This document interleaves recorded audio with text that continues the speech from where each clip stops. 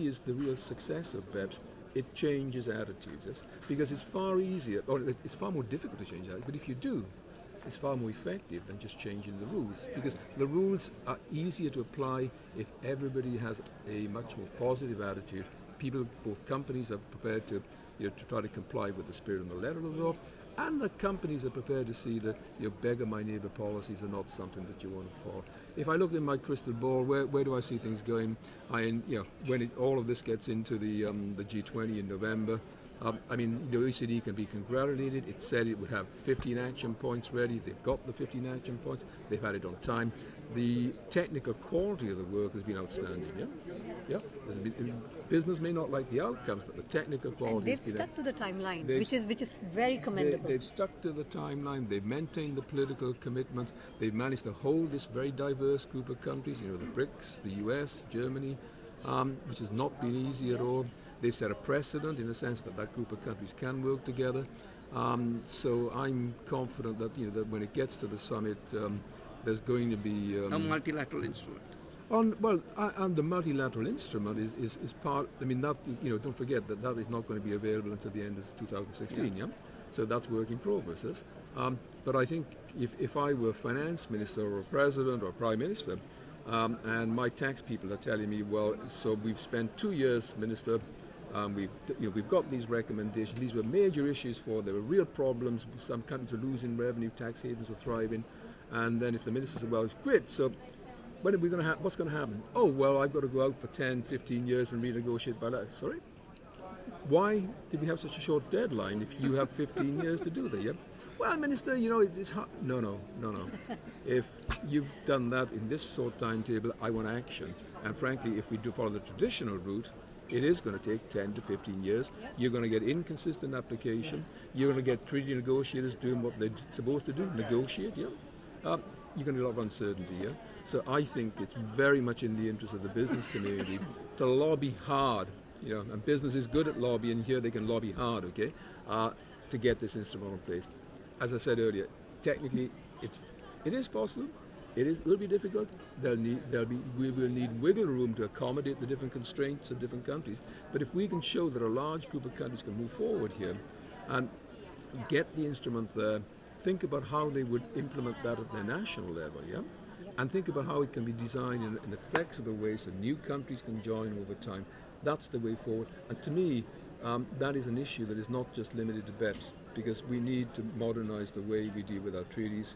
And in some ways, you could even say it's the beginning of a slow process of multilateralizing the network of tax treaties. So I'm pretty optimistic where things are, but I think everybody has to recognize that November will be another stepping stone.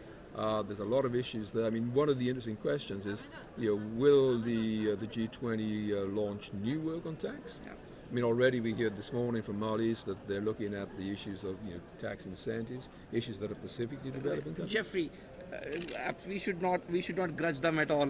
Tax journalists, tax advisors, tax experts like you will always be busy. We'll be in demand. That's good for us, Jeffrey. I always say to my children, you want a regular career in tax. As long as we have tax, you'll have tax advisors, you'll have tax conference. Yeah. But what's important, we have to get away from this mentality of you win, I lose. Yes? Yeah. Because you look at India, it's a good example. Yeah. What does India need more than anything else? Foreign direct investment. Yeah. You have the potential. You have democracy. You have the English language. You have the law systems. You have a non-corrupt judiciary. Yeah. No? Yes. You have excellent civil servants, highly skilled, and all these people are spending so much of their time dealing with disputes. Yes, I call India the land of unresolved tax disputes. Yes, what is that doing to foreign direct investment? It's frightening it off. Yeah, and you will not attain your potential unless you get that foreign direct investment. So I think what has to happen is, and India is one example, is that governments and business have to say we're in this together. If we work together, in fact, we can expand the tax pie. How? By getting growth. Yeah, Jeffrey. By getting growth. A yes or no to this last question. Are we going to get past the BEPS finishing line? Will we get past the finishing line? Yes or no? Yeah, the finishing line will be in. Well, That's a question you can't answer yes or no to.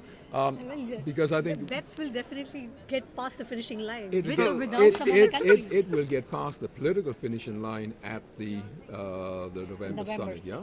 But everybody recognizes that. I think there'll be three things that will need to happen after that. Well, maybe even more. One will be tidying up some of the loose ends, because there are a lot of technical issues there. Two is deciding how you go about the implementation. And the one that's not on the agenda, how do you monitor? How do you monitor the countries are living up to their obligation? There may be other issues that they put on the agenda that's outside of a BEPS context, because, BEPS is not everything, yeah? In fact, if you ask a finance minister what's their top priority in tax, I guarantee you the answer will be, how do we design pro-growth tax systems? How do we use our tax systems to push the economy forward, to provide employment, yeah? And you do that. It's just a tool. Tax is just a tool. It's a tool, yeah, but it's a tool that's very important because, if you don't have the revenues, you can't provide the physical, social infrastructure that investment requires. And if your tax system is over-aggressive or very anti-business, you don't get the foreign direct investment, yeah?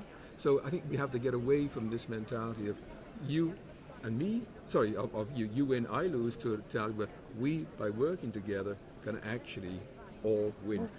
And there I think the arbitration provisions are important, and also I think this whole concept of cooperative compliance, what's called horizontal monitoring, which has been one of the casualties of BEPS. It's very hard today for commissioners of business to say we want to have a sort of a sweet, not a sweet deal, but a more constructive dialogue. Yeah, business is very skeptical, governments are very skeptical. We need to change that, yeah, because I think that is in the long term.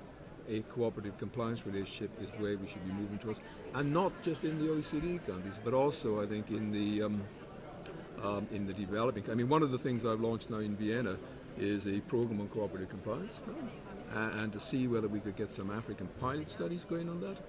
I'd love to have India involved as well. I think that's the way forward for the developing countries. We've got some work going on arbitration, yes, and another conference in October where I hope we make some contribution. And then the other forgotten topic, I think, is the whole question of technology. Yeah? When you ask the people that are here and you talk about cloud computing, the first thing that comes to mind is there a PE or not? Yeah? That's a small question. I think the big question is, how will technology change the relationship between taxpayers and tax administrators? Will we see a fundamental change in the functions of tax administrators? Will they in fact share part of their assessment functions with the private sector? Yeah? There's a whole set of, if we had this interview in 10 years' time, the nature of tax administration we're talking about very different things. Oh yeah. Very, very different things. Yeah? And this is why I'm actually quite pleased that the Action 1 in the BEPS is, there's been a series of basically, progress reports, because I don't think the BEPS is the right format to address the issue of the digital economy. Yeah? Yes. It's too narrow. It's not just about a question of how do companies use the digital economy to minimize their tax. The real issues for the digital economy is what type of tax rules do we need to make that economy thrive? Yeah? Yes. And that's way beyond that. So there's a lot of issues if the G20 wanted to continue in this area, and they're all centered around the concept of tax and growth. Yeah? Jeffrey, what would we do without your crystal ball gazing? And we will not leave you next year. Madrid, we will again be doing crystal ball gazing, maybe reviewing a lot of the BEPS progress that will have happened by then. Shefali, final words. No, I think this has been a fantastic experience. And one thing has been very clear, that the tax environment is changing. Everybody is acknowledging that, whether it is the administrators, regulators, or tax practitioners. And even for the companies. Such change 2 years makes, from Copenhagen to Mumbai to Basel. That's been such a big change in attitude. Madrid. Yep. Thank you so much, everyone. Thank you. Thank you. Great. Always